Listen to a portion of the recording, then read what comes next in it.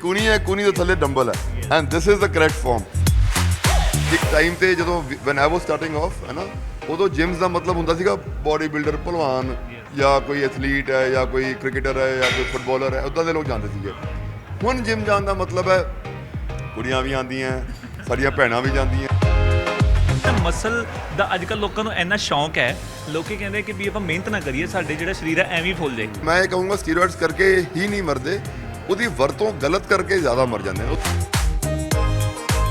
ਜਦੋਂ ਕਰਲ ਅਪ ਕਰਦੇ ਹੋ, ਤੁਹਾਡੇ ਜਿਹੜਾ ਕੂਣੀ ਹੈ, ਐਲਬੋ ਹੈ, ਉਹ ਟੱਕ-ਇਨ ਹੋਣੀ ਚਾਹੀਦੀ ਹੈ, ਅੰਦਰ ਨੂੰ ਜਾਣੀ ਚਾਹੀਦੀ ਹੈ, ਤੇ ਤੁਹਾਡਾ ਜਿਹੜਾ ਗੁੱਟ ਹੈ, ਰਿਸਟ ਹੈ, ਉਹ ਬਾਹਰ ਨੂੰ ਜਾਣਾ ਚਾਹੀਦਾ।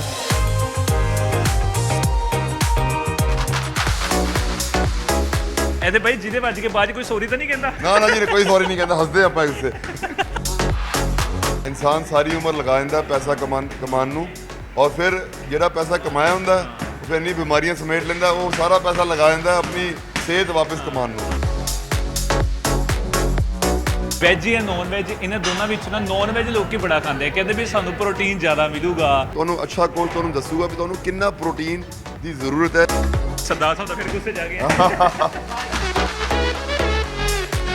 ਸਤਿ ਸ਼੍ਰੀ ਅਕਾਲ ਜੀ, ਮੈਂ ਸਾਹਿਲ, ਤੁਸੀਂ ਦੇਖ ਰਹੇ ਹੋ ਜੀ ਨਿਊਜ਼ 18 ਪੰਜਾਬ। ਬਈ ਅੱਜ ਅਸੀਂ ਆਏ ਹਾਂ ਜੀ ਮੋਹਾਲੀ ਸ਼ਹਿਰ, ਤੇ ਕਰਾਵਾਂਗੇ ਜੀ ਤੁਹਾਨੂੰ ਅਸੀਂ ਅੱਜ ਇੱਥੇ ਦੇ ਬੋਡੀ ਬਿਲਡਰ ਯਾਨੀ ਕਿ ਪੁਨੀਤ ਸੰਧੂ ਭਾਜੀ ਨਾਲ, ਜਿਨ੍ਹਾਂ ਨੇ ਪੰਜਾਬ 'ਚ ਵੀ ਬੜਾ ਸੋਹਣਾ ਕੰਮ ਕੀਤਾ ਪਿਆ, ਤੇ ਜਿਨ੍ਹਾਂ ਨੇ ਵੀ ਫੱਟੇ ਚੱਕੇ ਪਏ ਨੇ ਆਪਣੇ ਡੋਲਿਆਂ ਦੇ। ਤੇ ਆਓ ਜੀ ਹੁਣ ਤੁਹਾਨੂੰ ਲੈ ਕੇ ਚੱਲਦੇ ਹਾਂ ਜੀ ਉਹਨਾਂ ਕੋਲ। ਭਾਜੀ ਸਤਿ ਸ਼੍ਰੀ ਅਕਾਲ, ਕੀ ਹਾਲ ਚਾਲ? ਸਤਿ ਸ਼੍ਰੀ ਅਕਾਲ ਭਾਜੀ, ਕੀ ਹਾਲ ਚਾਲ? ਵਧੀਆ ਠੀਕ ਠਾਕ, ਬਹੁਤ ਵਧੀਆ, ਤੁਸੀਂ ਸੁਣਾਓ? ਇਹ ਨੇ ਜੀ ਪੁਨੀਤ ਸੰਧੂ, ਜਿਹੜੇ ਵੀ ਛਾਏ ਪਏ ਨੇ ਵੀ ਅੱਜ ਕੱਲ੍ਹ, ਭਾਵੇਂ ਕਿਤੇ ਵੀ ਲਾ ਲਈਏ, ਫਿਟਨੈਸ ਇੰਡਸਟਰੀ ਚਲਾ ਲਈਏ, ਭਾਵੇਂ ਕਿਸੇ ਵੀ ਸੋਸ਼ਲ ਮੀਡੀਆ ਦੇ ਪਲੇਟਫਾਰਮ ਚਲਾ ਲਈਏ। ਭਾਜੀ ਅਸੀਂ ਅੱਜ ਬੇਸਿਕਲੀ ਜੀ ਆਏ ਹਾਂ ਜੀ ਤੁਹਾਡੀ ਜਿਮ, ਤੇ ਸਾਨੂੰ ਕੁਝ ਫਿਟਨੈਸ ਬਾਰੇ ਜੀ ਗੱਲਾਂ ਦੱਸਿਓ ਵੀ ਬੇਸਿਕਲੀ ਜਿਹੜੇ ਲੋਕੀ ਫਿਟ ਰਹਿਣਾ ਚਾਹੁੰਦੇ ਆ, ਤੇ ਜਿਹੜੇ ਅਨਫਿਟ ਹੈ ਉਹਨਾਂ ਦੇ ਆਪਾਂ ਵੀ ਸਰੀਰ ਪੂਰੇ ਐਤਕੀ ਵਧਾਉਣੇ ਆ, ਡੋਲੇ ਛੋਲੇ ਪੂਰੇ ਬਣਵਾਉਣੇ ਆ, ਤੇ ਪਲੀਜ਼ ਹੁਣ ਵੀ ਸਾਨੂੰ ਕੁਝ ਇਹਨਾਂ ਬਾਰੇ ਦੱਸੋ, ਖੁਦ ਗਿਆਨ ਦਿਓ। ਪਹਿਲੀ ਗੱਲ ਤਾਂ ਜੀ ਆਇਆਂ ਨੂੰ ਜੀ ਤੁਹਾਡਾ, ਤੇ ਬਹੁਤ ਵਧੀਆ ਲੱਗਿਆ ਕਿ ਭਾਜੀ ਨਾਲ ਮੇਰਾ ਬੜਾ ਸਾਲਾਂ ਦਾ ਪਿਆਰ ਹੈ, ਤੇ ਆਪਾਂ ਦੁਬਾਰਾ ਇਕੱਠੇ ਹੋਏ ਹਾਂ। ਤਾਂ ਇਹ ਟੈਂਕਸ ਜਿਮ ਹੈ, 5 ਫੇਸ ਮੋਹਾਲੀ ਦੇ ਵਿੱਚ ਹੈ। ਫਿਟਨੈਸ ਦੇ ਰਿਗਾਰਡਿੰਗ ਮੈਂ ਇਹੀ ਬੋਲਣਾ ਚਾਹਾਂਗਾ, ਫਿਟਨੈਸ ਤੁਹਾਡੇ ਘਰੋਂ ਸ਼ੁਰੂ ਹੁੰਦੀ ਹੈ। ਫਿਟਨੈਸ ਦਾ ਸਭ ਤੋਂ ਜ਼ਿਆਦਾ ਵੱਡਾ ਜਿਹੜਾ ਇੱਕ ਕੀ ਪੁਆਇੰਟ ਹੈ, ਉਹ ਮੈਂ ਕਹਾਂਗਾ ਤੁਹਾਡੀ ਡਾਈਟ ਹੁੰਦੀ ਹੈ। ਤੇ ਜਿਹੜਾ ਇਨਸਾਨ ਵਧੀਆ ਡਾਈਟ ਖਾਂਦਾ ਹੈ ਨਾ, ਉਹਨੂੰ ਡਾਈਟ ਦਾ ਔਰ ਨਿਊਟ੍ਰੀਸ਼ਨ ਦੀ ਜਾਣਕਾਰੀ ਹਰ ਇੱਕ ਨੂੰ ਹੋਣੀ ਚਾਹੀਦੀ ਹੈ। ਮੈਂ ਤਾਂ ਹਮੇਸ਼ਾ ਸੋਚਦਾ ਕਿ ਵੀ ਸਕੂਲਾਂ 'ਚ ਐਲੀਮੈਂਟਰੀ ਲੈਵਲ ਤੋਂ ਨਿਊਟ੍ਰੀਸ਼ਨ ਦੀ ਜਾਣਕਾਰੀ ਹੋਣੀ ਚਾਹੀਦੀ ਹੈ। ਲੋਕਾਂ ਨੂੰ ਇਹ ਨਹੀਂ ਪਤਾ ਲੱਗਦਾ ਕਿਹੜੀ ਚੀਜ਼ ਕਿੰਨੀ ਖਾਣੀ ਹੈ ਔਰ ਕਦੋਂ ਖਾਣੀ ਹੈ। ਟਾਈਮਿੰਗ ਵੀ ਹੁੰਦਾ ਹੈ, ਕੁਆਂਟੀਟੀ ਵੀ ਹੁੰਦੀ ਹੈ, ਐਂਡ ਖਾਣਾ ਕੀ ਹੈ ਇਹ ਲੋਕਾਂ ਨੂੰ ਪਤਾ ਨਹੀਂ ਹੁੰਦਾ, ਉਹ ਬਹੁਤ ਜ਼ਰੂਰੀ ਹੈ। ਐਂਡ ਹਰ ਇੱਕ ਨੂੰ ਮੈਂ ਕਹਾਂਗਾ 45 minutes 3 to 4 days in a week ਅਗਰ ਕੋਈ ਜਿਮ ਜਾ ਕੇ ਲਿਫਟਿੰਗ ਕਰਦਾ ਹੈ, ਔਰ ਲਿਫਟਿੰਗ ਜਦੋਂ ਕਰਦਾ ਉਹਨੂੰ ਲਿਫਟਿੰਗ ਆਉਣੀ ਚਾਹੀਦੀ ਹੈ। ਉਹਦੇ ਨਾਲ you have to find a very good coach ਜਿਹੜਾ ਕਿ ਤੁਹਾਨੂੰ ਲਿਫਟਿੰਗ ਕਰਨੀ ਸਿਖਾ ਸਕੇ। ਐਂਡ ਉਹਦੇ ਇਲਾਵਾ ਅਰਾਊਂਡ 7-8 ਹਜ਼ਾਰ ਸਟੈਪਸ ਤੁਰੋ, ਦਿਸ ਨਾਰਮਲ ਵਾਕ ਦੈਨ ਉਹ ਵੀ ਬਹੁਤ ਜ਼ਰੂਰੀ ਹੈ। ਦੈਨ ਭਾਜੀ ਵੈਸੇ ਨਾ ਬੇਸਿਕਲੀ ਇਹ ਸਾਰੀ ਚੀਜ਼ਾਂ ਤਾਂ ਹੋ ਗਿਆ ਗਿਆਨ ਦੀਆਂ, ਬਟ ਨਾ ਕੁਝ ਚੀਜ਼ਾਂ ਇੱਦਾਂ ਵੀ ਸੁਣਨਾ ਚਾਹੁੰਦੇ ਆ ਵੀ ਸਟੀਰੋਇਡਸ ਲੋਕੀ ਅੱਜ ਕੱਲ੍ਹ ਟੀਕੇ ਲੈ, ਕਿਉਂਕਿ ਨਾ ਮਸਲ ਦਾ ਅੱਜ ਕੱਲ੍ਹ ਲੋਕਾਂ ਨੂੰ ਇੰਨਾ ਸ਼ੌਂਕ ਹੈ, ਲੋਕੀ ਕਹਿੰਦੇ ਕਿ ਵੀ ਆਪਾਂ ਮਿਹਨਤ ਨਾ ਕਰੀਏ, ਸਾਡੇ ਜਿਹੜਾ ਸਰੀਰ ਹੈ ਐਵੇਂ ਹੀ ਫੁੱਲ ਜਾਏ, ਐਵੇਂ ਸਾਡੇ ਡੋਲੇ ਬਣ ਜਾਣ, ਐਵੇਂ ਸਾਡੀ ਚੈਸਟ ਬਣ ਜਾਏ, ਐਵੇਂ ਸਾਡੇ ਸਰੀਰ ਦਾ ਸਾਰੀ ਫਿਗਰ ਮੇਨਟੇਨ ਹੋ ਜਾਵੇ, ਪ੍ਰੋਪਰ ਹੋ ਜਾਵੇ, ਭਾਵੇਂ ਕੁੜੀ ਆ ਭਾਵੇਂ ਮੁੰਡਾ। ਇੰਨਾ ਮਾਰਕੀਟ 'ਚ ਅੱਜ ਕੱਲ੍ਹ ਲੁੱਕਸ ਨੂੰ ਲੈ ਕੇ ਇੰਨਾ ਕੰਪੀਟੀਸ਼ਨ ਚੱਲ ਰਿਹਾ ਕਿ ਬੰਦੇ ਇਹੋ ਜਿਹੇ ਸਟੀਰੋਇਡ, ਕਦੀ ਕੋਈ ਟੀਕਾ ਲਵਾ ਰਿਹਾ, ਕਦੀ ਕੁਝ ਕਰਵਾ ਰਿਹਾ, ਹੈ ਨਾ। ਤੇ ਇਹਨਾਂ ਚੀਜ਼ਾਂ ਬਾਰੇ ਕੀ ਕਹਿਣਾ ਚਾਹੋਗੇ ਵੀ ਇਹਨਾਂ ਚੀਜ਼ਾਂ ਦੇ ਸਾਈਡ ਇਫੈਕਟਸ ਕੀ ਹੈ ਤੇ ਇਫੈਕਟਸ ਕੀ ਹੈ, ਲਗਵਾਉਣੇ ਚਾਹੀਦੇ ਕਿ ਨਹੀਂ? ਸੋ ਮੈਂ ਇਹ ਕਹਾਂਗਾ, ਦੇਖੋ ਜਿਹੜਾ ਇਹ ਇੰਜੈਕਸ਼ਨਸ ਹੋਏ, ਸਟੀਰੋਇਡਸ ਹੋਏ ਜਾਂ ਸਪਲੀਮੈਂਟਸ ਹੋਏ ਜਾਂ ਵਟਐਵਰ ਇਟ ਇਜ਼, ਹੈ ਨਾ, ਦ ਥਿੰਗ ਇਜ਼ ਕਿ ਬੁਰਾ ਕੁਝ ਨਹੀਂ ਹੁੰਦਾ, ਔਰ ਹਰ ਚੀਜ਼ ਦੀ ਵਰਤੋਂ ਕਰਨ ਦਾ ਇੱਕ ਤਰੀਕਾ ਹੁੰਦਾ, ਉਹ ਤੁਹਾਨੂੰ ਹਰ ਇੱਕ ਨੂੰ ਆਉਣਾ ਚਾਹੀਦਾ।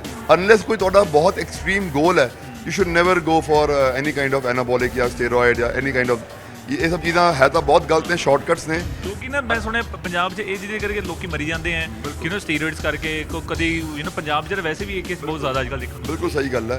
ਐਕਚੁਅਲੀ ਉਹ ਮੈਂ ਇਹ ਕਹੂੰਗਾ ਸਟੀਰੋਇਡਸ ਕਰਕੇ ਹੀ ਨਹੀਂ ਮਰਦੇ, ਉਹਦੀ ਵਰਤੋਂ ਗਲਤ ਕਰਕੇ ਜ਼ਿਆਦਾ ਮਰ ਜਾਂਦੇ ਨੇ। ਉਹਦੀ ਜਾਣਕਾਰੀ ਪੂਰੀ ਥਰੂ ਐਂਡ ਥਰੂ ਹੁੰਦੀ ਨਹੀਂ ਹੈ। ਜਿਮ 'ਚ ਕਿਸੇ ਮੁੰਡੇ ਨੇ ਕਹਿ ਤਾ ਆਹ ਲਾ ਲੈ, ਉਹ ਲਾ ਲੈ, ਆਹ ਗੋਲੀ ਖਾ ਲੈ, ਬੱਟੀ ਖਾ ਲੈ, ਇੱਦਾਂ ਨਹੀਂ ਹੁੰਦਾ। ਤੇ ਔਰ ਅਨਲੈਸ ਪਹਿਲੀ ਗੱਲ ਤਾਂ avoid everything unless you have a very extreme goal. ਅਗਰ ਤੁਸੀਂ ਕੋਈ ਬਾਲੀਵੁੱਡ ਦੇ ਬਹੁਤ ਟੌਪ ਐਕਟਰ ਹੋ ਜਾਂ ਤੁਸੀਂ ਟੌਪ ਲੈਵਲ 'ਤੇ ਬੋਡੀ ਬਿਲਡਿੰਗ ਕਰ ਰਹੇ ਹੋ, ਟੌਪ ਲੈਵਲ 'ਤੇ ਕਰ ਰਹੇ ਹੋ, ਨਾ ਕਿ ਐਵੇਂ ਬਸ ਇੰਸਟਾਗ੍ਰਾਮ 'ਤੇ ਕਰ ਰਹੇ ਹੋ, and you should really ਰਿਫਰੇਨ from ਇਹਨਾਂ ਚੀਜ਼ਾਂ ਤੋਂ। ਤੇ ਸ਼ਾਰਟਕਟ ਤੋਂ ਨਾਲੋਂ ਤੁਸੀਂ ਲਿਫਟਿੰਗ ਸਿੱਖੋ। ਜਿਵੇਂ ਮੈਂ ਤੁਹਾਨੂੰ ਕਿਹਾ ਕਿ ਵੀ ਤੁਹਾਨੂੰ ਇੱਕ ਅੱਛਾ ਜਿਮ ਜੁਆਇਨ ਕਰਕੇ ਔਰ ਅੱਛੇ ਕੋਚ ਨੂੰ ਹੋਣਾ ਚਾਹੀਦਾ, ਉਹ ਬਹੁਤ ਜ਼ਰੂਰੀ ਹੈ। ਕਹਿਣ ਦਾ ਮਤਲਬ ਹੈ ਕਿ ਭਾਈ ਦੇ ਹੁਣ ਡੋਲੇ ਛੋਲੇ ਵੀ ਤੁਸੀਂ ਦੇਖ ਲਓ, ਚੈਸਟ ਦੇਖ ਲਓ, ਤੇ ਹੁਣ ਭਾਈ ਨੂੰ ਮੈਂ ਕਹਿ ਸਕਦਾ ਮੈਂ ਕਿਹਾ ਟੀ-ਸ਼ਰਟ ਉਤਾਰੇ, ਕਹਿੰਦੇ ਨਹੀਂ ਮੈਂ ਟੀ-ਸ਼ਰਟ ਨਹੀਂ ਉਤਾਰਨੀ। ਕਿਉਂ? ਉਹ ਐਦਾਂ ਹੁੰਦਾ, ਦੇਖੋ ਹੁਣ ਮੈਂ ਤੁਹਾਨੂੰ ਕਿਵੇਂ ਦੱਸਾਂ, ਜਿਵੇਂ ਕੋਈ ਕੁੜੀ ਹੁੰਦੀ ਹੈ ਨਾ ਬਹੁਤ ਸੋਹਣੀ ਹੀਰੋਇਨ ਹੋਵੇ, ਉਹ ਵਿਦਆਊਟ ਮੇਕਅਪ ਕਦੀ ਨਹੀਂ ਆਊਗੀ ਕੈਮਰੇ ਦੇ ਅੱਗੇ, ਹੈ ਨਾ। ਤੇ ਐਨੀ ਬਾਡੀ ਬਿਲਡਰ ਦਾ ਇੱਕ ਆਫ ਸੀਜ਼ਨ ਹੁੰਦਾ, ਇੱਕ they are competing and they are in season. ਤਾਂ ਹੁਣ ਮੇਰਾ ਆਈ ਐਮ ਕੁਆਇਟ ਖਾਣ ਪੀਣ ਵਾਲਾ ਟਾਈਮ ਚੱਲ ਰਿਹਾ ਪੂਰਾ, ਹੁਣ ਮੇਰਾ ਖਾਣ ਪੀਣ ਵਾਲਾ ਟਾਈਮ ਹੈ, ਹੁਣ ਬਿਜ਼ਨਸ ਵਾਲਾ ਕੰਮ ਹੋ ਗਿਆ, ਕਿਉਂਕਿ ਬਿਜ਼ਨਸ ਵਾਲਾ ਕੰਮ ਹੋ ਰਿਹਾ। ਮੋਰ ਇਨਟੂ ਬਿਜ਼ਨਸ ਨਾਓ। ਜਿਵੇਂ ਕਿ ਹੁਣ ਕਿਹਾ ਵੀ ਤਿੰਨ ਜਿਮਾਂ ਹੁਣ ਖੋਲ੍ਹਦੀਆਂ, ਤੀਜੀ ਜਿਮ ਹਜੇ ਬੜੀ ਵੱਡੀ ਟਰਾਈਸਿਟੀ ਲੈਵਲ ਦੀ ਉਹਨੂੰ ਖੋਲਣ ਲੱਗੇ ਆ, ਦੂਜੇ ਦੀ ਓਪਨਿੰਗ ਸੋਮਵਾਰ ਨੂੰ ਹੋਣ ਲੱਗੇ, ਪਹਿਲੀ ਤੇ ਆਪਾਂ ਅੱਜ ਬੈਠੇ ਆ। ਤੇ ਭਾਜੀ ਪਹਿਲੀ ਗੱਲ ਤਾਂ ਇਹ ਦੱਸੋ ਵੀ ਅੱਜ ਤੁਸੀਂ ਸਾਨੂੰ ਕਿਹੜੇ ਜੈਸਚਰ, ਕਿਵੇਂ ਜਿਮ ਲਾਈ ਦੀ ਆ, ਹੈ ਨਾ, ਵੀ ਸਟਰਕਚਰ ਕਿੱਦਾਂ ਹੁੰਦਾ ਆ, ਪ੍ਰੋਪਰ ਕਿਵੇਂ ਫਿਜ਼ੀਕ, ਇੱਕ ਪ੍ਰੋਪਰ ਨਾ ਕਹਿੰਦੇ ਕਿ ਤੁਸੀਂ ਬੈਕ ਲਾ ਲਓ, ਬਾਈਸੈਪ ਲਾ ਲਓ, ਚੈਸਟ ਲਾ ਲਓ, ਜਦੋਂ ਤੱਕ ਤੁਸੀਂ ਪ੍ਰੋਪਰ ਤਰੀਕੇ ਨਾਲ ਨਹੀਂ ਲਾ ਰਹੇ ਤਾਂ ਸਮਝ ਲਓ ਬਈ ਤੁਸੀਂ ਜਿਮ ਨਹੀਂ ਲਾ ਰਹੇ। ਤਾਂ ਹੁਣ ਮੈਨੂੰ ਮਰ ਜਾ ਕਿਸੇ ਵੀ ਬੰਦੇ ਨੂੰ ਜੋ ਵੀ ਜਿਹੜੇ ਬੰਦਾ ਕੋਈ ਵੀ ਐਕਸਰਸਾਈਜ਼ ਕਰ ਰਿਹਾ ਉਹਦੇ ਤੋਂ ਮੈਨੂੰ ਮਰ ਜਾ ਦੱਸੋ ਵੀ ਹਾਂ ਵੀ ਪ੍ਰੋਪਰ ਸਟਰਕਚਰ ਕੀ ਹੁੰਦਾ। ਅੱਛਾ ਠੀਕ ਹੈ, ਆਜੋ ਜੀ, ਆ ਜਾਓ, ਮੈਂ ਤੁਹਾਨੂੰ ਮਿਲਾਨਾ, ਕੋਈ ਵੀ ਰੈਂਡਮ ਪਕੜ। ਅੱਛਾ ਇਹਦਾ ਇਹ ਬੜਾ ਮੇਰੇ ਦਿਲ ਦੇ ਅਜ਼ੀਜ਼ ਮੁੰਡਾ ਹੈ, ਇਹਨਾਂ ਦਾ ਨਾਮ ਜਿਵਤੇਸ਼ ਹੈ, ਇਜ਼ ਅ ਕੰਪੀਟਿੰਗ ਐਥਲੀਟ। ਇਹਨਾਂ ਨੇ ਕਈ ਮੈਡਲ ਸਟੇਟ ਲੈਵਲ ਤੇ ਵੀ, ਡਿਸਟ੍ਰਿਕਟ ਲੈਵਲ ਤੇ ਵੀ, ਤੇ ਨਾਰਥ ਇੰਡੀਆ ਲੈਵਲ ਤੇ ਵੀ ਲੈ ਕੇ ਆਏ ਨੇ। ਤੇ ਬੋਡੀ ਬਿਲਡਿੰਗ ਦੇ ਵਿੱਚ ਮੈਨਸ ਆਦਮੀਆਂ ਲਈ 3 ਕੈਟਾਗਰੀਆਂ ਹੁੰਦੀਆਂ, classic physique, body building and men's physique. ਤੇ ਇਹ ਮੈਨਸ ਫਿਜ਼ੀਕ ਖੇਲਦੇ ਨੇ, ਜਿਹਦੇ ਵਿੱਚ ਅਪਰ ਬੋਡੀ ਵਿੱਚ ਆਪਾਂ ਵੀ ਟੇਪਰ ਦੇਖਦੇ ਹਾਂ, ਸ਼ੋਲਡਰ ਪੌਪ ਆਊਟ ਹੋਣਾ ਚਾਹੀਦਾ, ਚੈਸਟ ਵਧੀਆ ਹੋਣੀ ਚਾਹੀਦੀ ਹੈ, ਵੇਸਟ ਲਾਈਨ ਬਹੁਤ ਛੋਟੀ ਹੋਣੀ ਚਾਹੀਦੀ ਹੈ, ਤੇ ਉਹ ਇਹਦੇ ਵਿੱਚ ਕੰਪੀਟ ਕਰਦੇ ਨੇ। ਔਰ ਆਈ ਥਿੰਕ ਇਹਨਾਂ ਦਾ ਵੀ ਆਫ ਸੀਜ਼ਨ ਹੈ, ਬਟ ਤੁਸੀਂ ਦੇਖ ਹੀ ਸਕਦੇ ਹੋ ਕਿੰਨਾ ਖੂਬਸੂਰਤ ਇਹ ਲੱਗਣ ਲੱਗੀ ਹੈ ਜੀ। ਹੁਣ ਕਿਹੜੀ ਐਕਸਰਸਾਈਜ਼ ਲੱਗਣ ਲੱਗੀ ਹੁਣ ਇਹ ਆਪਾਂ ਲਾਵਾਂਗੇ ਸ਼ੋਲਡਰ ਦੀ ਸਾਈਡ ਲੇਟਰਲ, ਜਿਹੜਾ ਕਿ ਸ਼ੋਲਡਰ ਠੀਕ ਹੈ ਜੀ, ਹੈਡ ਲਈ ਹੁੰਦਾ, ਮੋਢਿਆਂ ਲਈ ਹੁੰਦਾ। ਸ਼ੋਲਡਰ ਦੀ ਐਕਸਰਸਾਈਜ਼ ਹੁਣ ਆਪਾਂ ਲਾਵਾਂਗੇ। ਤਾਂ ਹੁਣ ਤੁਸੀਂ ਦੇਖਿਓ ਬਈ ਸ਼ੋਲਡਰ ਦੀ ਪ੍ਰੋਪਰ ਜਿਹੜੀ ਜਿਹੜਾ ਤਰੀਕਾ ਆ ਪ੍ਰੋਪਰ ਸ਼ੋਲਡਰ ਦਾ ਉਹ ਕਿਵੇਂ ਹੁੰਦਾ। ਹੁਣ ਇਹ ਭਾਜੀ ਤੁਹਾਨੂੰ ਦੱਸਣਗੇ। ਆ ਜਾਓ ਵੀ ਭਾਜੀ, ਹੁਣ ਆਪਾਂ ਚੱਲਦੇ ਹਾਂ। ਆਪਾਂ ਸਾਈਡ ਲੇਟਰ ਬਾਹਾਂ ਇੱਧਰ ਨੂੰ ਸਾਈਡ ਤੇ ਲੈ ਕੇ ਜਾਂਦੇ ਹਾਂ। ਤੁਹਾਡਾ ਜਿਹੜਾ ਫੋਰਆਰਮ ਹੈ ਉਸ ਤੋਂ ਉੱਤੇ ਤੁਹਾਡੀ ਐਲਬੋ ਹੋਣੀ ਚਾਹੀਦੀ ਹੈ, ਕੂਣੀ ਤੋਂ ਉੱਤੇ ਤੁਹਾਡਾ ਮੋਢਾ ਹੋਣਾ ਚਾਹੀਦਾ। ਸੋ ਦੈਟ ਇਜ਼ ਅ ਵੇ, ਜਿਵੇਂ ਇੱਕ ਬੋਇੰਗ ਪਲੇਨ ਹੁੰਦਾ ਜਾਂ ਕਿਸੇ ਈਗਲ ਹੁੰਦੀ ਹੈ, ਜਾਂ ਜਿਵੇਂ ਕਾਂ ਉੱਡਦਾ, ਉਹ ਐਦਾਂ ਬਾਂਹ ਹੋਣੀ ਚਾਹੀਦੀ ਹੈ, ਇੱਥੇ। ਜ਼ਿਆਦਾਤਰ ਲੋਕੀ ਕੀ ਗੜਬੜ ਕਰਦੇ ਨੇ, ਕਿਉਂਕਿ ਛੋਟੀ ਜਿਹੀ ਗੱਲ ਆ, ਛੋਟੀ ਜਿਹੀ ਟਿਪ ਦੇ ਰਹੇ ਹਾਂ ਸਾਈਡ ਲੇਟਰਲੀ। ਲੋਕੀ ਆਪਣਾ ਜਿਹੜਾ ਡੰਬਲ ਹੈ ਉਹ ਮੋਢੇ ਤੋਂ ਉੱਤੇ ਚਲੇ ਜਾਂਦਾ, ਉਹ ਐਦਾਂ ਲਾ ਰਹੇ ਹੁੰਦੇ ਨੇ। ਸੋ ਐਦਾਂ ਨਹੀਂ ਲਾਉਣਾ, ਆਪਾਂ ਐਦਾਂ ਲਾਉਣਾ। ਇਹ ਸਭ ਤੋਂ ਉੱਤੇ, ਥੱਲੇ ਜੁੱਤੇ ਲਗਾ ਕੇ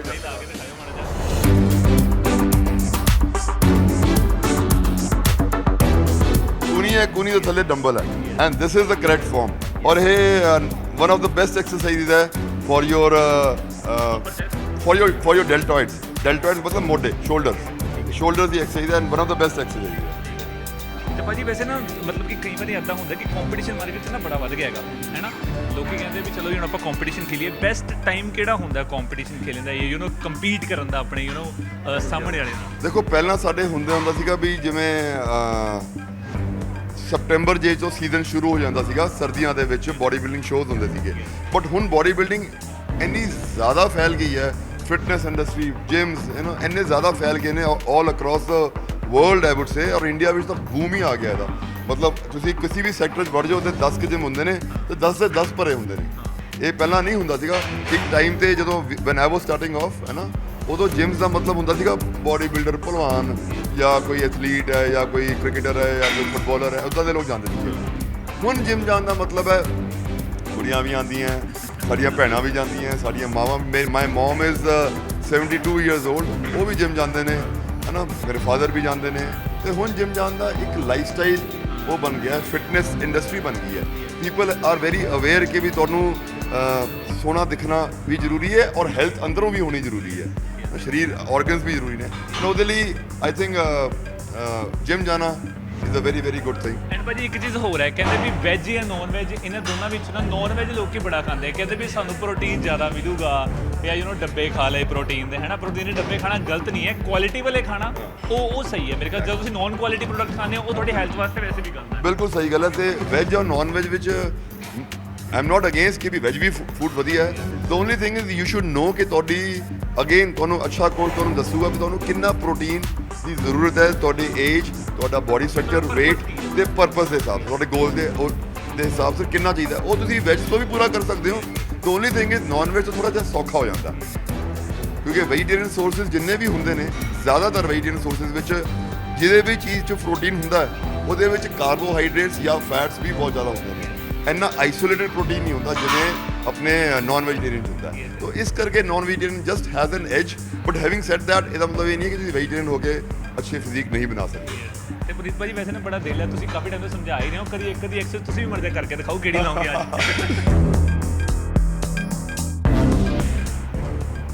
ਚਲੋ ਜੀ, this is the proper structure and ਤੁਸੀਂ ਐਦਾਂ ਓਕੇ ਬੋਡੀ ਜਦੋਂ ਬੰਜੂ ਕਰਲ ਅਪ ਨੂੰ ਕਰਲ ਕਹਿੰਦੇ ਨੇ, ਡਬਲ ਕਰਲ ਜਦੋਂ ਕਰਲ ਅਪ ਕਰਦੇ ਹੋ ਤੁਹਾਡੇ ਜਿਹੜਾ ਕੂਨੀ ਹੈ, ਐਲਬੋ ਹੈ, ਉਹ ਟੱਕ ਇਨ ਹੋਣੀ ਚਾਹੀਦੀ ਹੈ, ਅੰਦਰ ਨੂੰ ਜਾਣੀ ਚਾਹੀਦੀ ਹੈ, ਤੇ ਤੁਹਾਡਾ ਜਿਹੜਾ ਗੁੱਟ ਹੈ, ਰਿਸਟ ਹੈ, ਉਹ ਬਾਹਰ ਨੂੰ ਜਾਣਾ ਚਾਹੀਦਾ।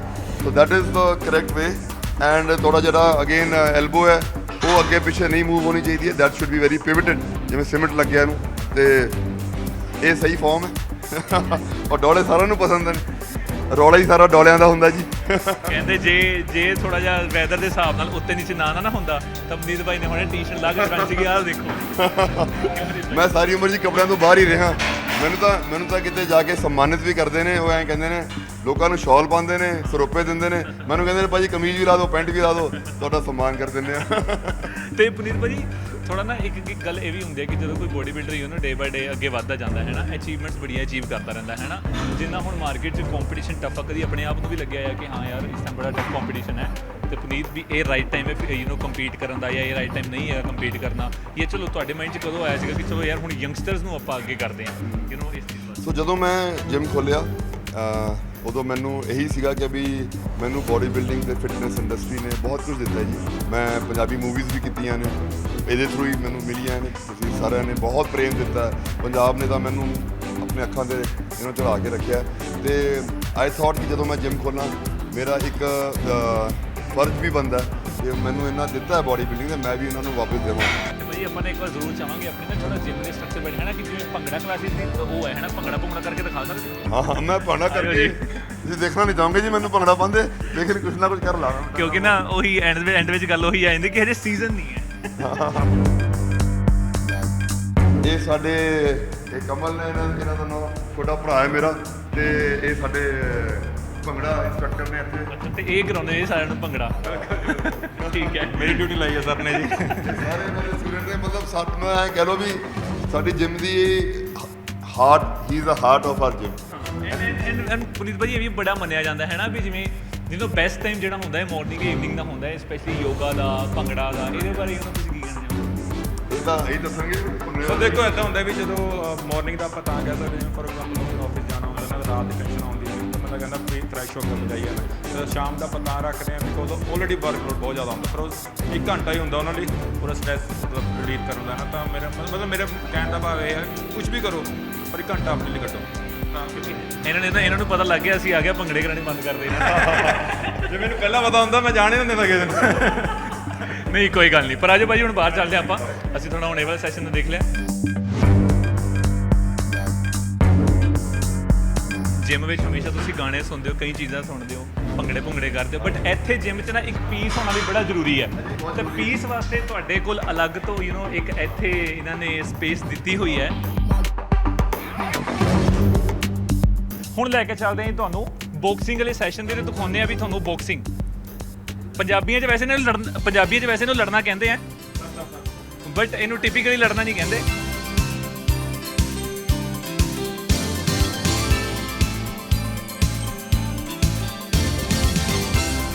ਆ ਗਏ ਹਾਂ ਜੀ ਅਸੀਂ ਅੱਜ ਬਾਕਸਿੰਗ ਵਾਲੇ ਸੈਸ਼ਨ ਦੇ, ਤੁਸੀਂ ਦੇਖੋ ਬਈ ਇੱਥੇ ਹੁਣ ਕਿਵੇਂ ਲੜਦੇ ਨੇ ਦੋ ਪੰਜਾਬੀ ਮੁੰਡੇ।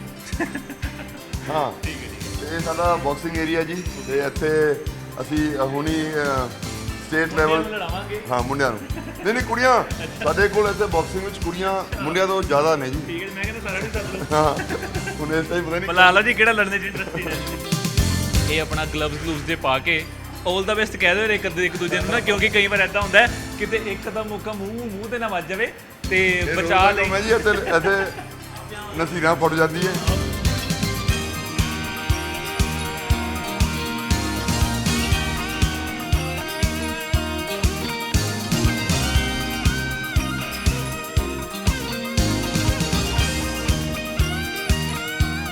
ਦਾ ਮੌਕਾ ਇੱਧਰ ਨਾ ਜੇ ਕਿਤੇ, ਆਪਾਂ ਇੰਟਰਵਿਊ ਵੀ ਕਰਨੀ ਹੈ ਜੇ।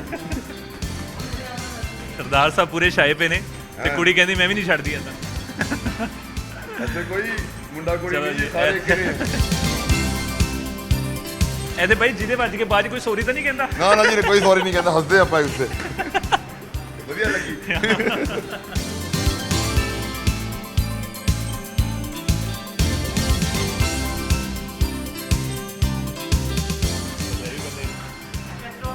Very nice, very nice. ਜੀ ਬਹੁਤ ਬਹੁਤ ਜੀ ਵਧਾਈਆਂ, ਬਹੁਤ ਬਹੁਤ ਤੁਸੀਂ ਸ਼ਾਨਦਾਰ ਖੇਡੇ ਹੋ ਬਈ। ਤੇ ਯਾਰ ਵੈਸੇ ਇੱਕ ਗੱਲ ਮੈਨੂੰ ਦੱਸੋ ਸਰਦਾਰ ਭਾਈ, ਇੱਧਰ ਆਓ, ਇੱਧਰ 2 ਮਿੰਟ ਆਇਓ। ਇਹਨਾਂ ਗੁੱਸਾ ਕਰਦਾ ਤੁਹਾਡੇ 'ਚ? ਗੁੱਸਾ ਨਹੀਂ ਆ। ਫੇਰ ਅੱਛਾ ਇਹ ਐਵੇਂ ਹੀ ਆ। ਠੀਕ ਹੈ ਠੀਕ ਹੈ। ਨਹੀਂ ਨਹੀਂ ਬਾਕਸਿੰਗ ਵਾਲਾ ਸੈਸ਼ਨ ਗੁੱਸਾ ਤਾਂ ਜੀ ਸਾਡੇ ਸਰਦਾਰਾਂ 'ਚ ਹੁੰਦਾ ਹੀ ਆ।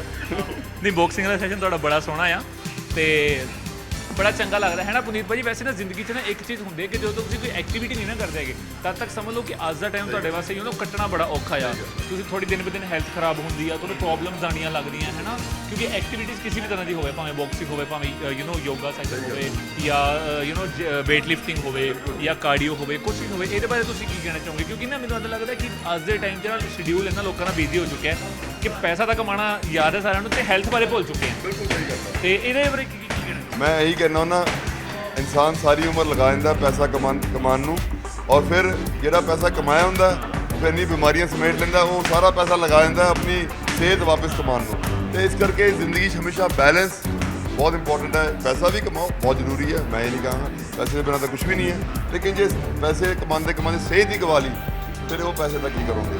ਇਸ ਕਰਕੇ ਪੈਸਾ ਵੀ ਕਮਾਓ, ਉਨਾ ਕੁ ਪੈਸਾ ਵੀ ਕਮਾਓ, ਉਨਾ ਕੁ ਆਪਣੀ ਸਿਹਤ ਵੀ ਕਮਾਓ, ਫੈਮਿਲੀ 'ਤੇ ਵੀ ਟਾਈਮ ਸਪੈਂਡ ਕਰੋ, ਔਰ ਆਪਣੇ ਖੁਦ ਦੇ ਪਰਸਨਲ ਆਪਣੇ ਉੱਤੇ be a little bit selfish also you have to, because ਜੇ ਤੁਸੀਂ ਮੈਂਟਲੀ, ਫਿਜ਼ੀਕਲੀ, ਇਮੋਸ਼ਨਲੀ ਹੈਲਦੀ ਹੋ, only then you can spend time with your family in a good way. ਨਹੀਂ ਭਾਜੀ ਬੜਾ ਵਧੀਆ ਲੱਗ ਰਿਹਾ ਤੁਹਾਡੇ ਨਾਲ ਗੱਲਬਾਤ ਕਰਕੇ ਤੇ ਤੁਹਾਡਾ ਸੈਸ਼ਨ ਦੇਖ ਕੇ ਬੜਾ ਵਧੀਆ ਲੱਗਿਆ। ਤੇ ਇਹ ਸਰਦਾਰ ਸਾਹਿਬ ਤਾਂ ਫਿਰ ਗੁੱਸੇ ਜਾ ਗਏ ਸਰਦਾਰ, ਓਏ ਹੋਏ ਹੋਏ ਹੋਏ ਹੋਏ ਬਈ, ਚਲੋ ਜੀ ਚਲੋ ਚਲੋ ਜੀ। ਕੋਚ ਸਾਹਿਬ ਸਾਡੇ ਪੂਰੇ ਛਾਏ ਪਏ ਆ ਅੱਜ ਤੇ ਇਹ ਪੂਰੇ ਚਲੋ, ਕਿਉਂਕਿ ਸਾਡਾ ਪਰਪਸ ਇਹੀ ਸੀਗਾ ਕਿ ਲੋਕਾਂ ਨੂੰ ਨਾ ਆਪਾਂ ਦੱਸ ਸਕੀਏ ਕਿ ਬੇਸਿਕਲੀ ਉਹਨਾਂ ਦੀ ਫਿਜ਼ੀਕ ਬਾਰੇ, ਟਾਈਮ ਬਾਰੇ, ਜਿਹੜਾ ਟਾਈਮ ਉਹ ਨਹੀਂ ਦੇ ਪਾਉਂਦੇ ਆਪਣੀ ਲਾਈਫ ਨੂੰ, ਆਪਣੀ ਜ਼ਿੰਦਗੀ ਨੂੰ, ਆਪਣੀ ਬੋਡੀ ਨੂੰ। ਤੇ ਬਸ ਇਹੀ ਸਾਡਾ ਪਰਪਸ ਸੀਗਾ ਜੀ ਅੱਜ ਪੁਨੀਤ ਭਾਈ ਨੂੰ ਮਿਲਣ ਦਾ। ਬੜਾ ਵਧੀਆ ਲੱਗਿਆ ਪੁਨੀਤ ਭਾਜੀ, ਅਸੀਂ ਦੁਬਾਰਾ ਮਿਲੇ ਆ ਤੇ ਰੱਬ ਮਿਹਰ ਕਰੇ ਤੁਸੀਂ ਐਵੇਂ ਹੀ ਛਾਂਦੇ ਰਹੋ, ਸੋਹਣਾ ਸੋਹਣਾ ਕੰਮ ਕਰਦੇ ਰਹੋ ਤੇ ਆਪਾਂ ਮਿਲਦੇ ਰਹੀਏ। ਥੈਂਕ ਯੂ ਜੀ, ਥੈਂਕ ਯੂ।